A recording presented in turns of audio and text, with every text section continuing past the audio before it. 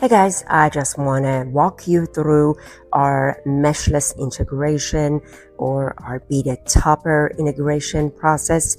Here, what I'm doing is I'm using very small, tiny silicone lined beads that it's not, it's actually nickel free, so hypoallergenic.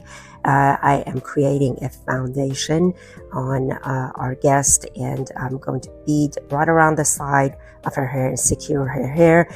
This way I can stitch down and sew down this breathable topper on our guest's hair. By doing the track on the front, what I am able to do is to have the topper very taut on the front, so if she doesn't want to wear any bangs, she can completely push her hair to the side and the back, and it looks extremely natural.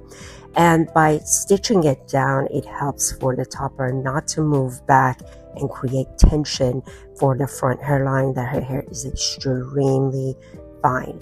On the sides, I am using beads, and I am again going back and stitching the sides.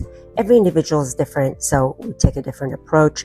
I'm styling her hair, and she's able to go about 6 weeks and have it on her head.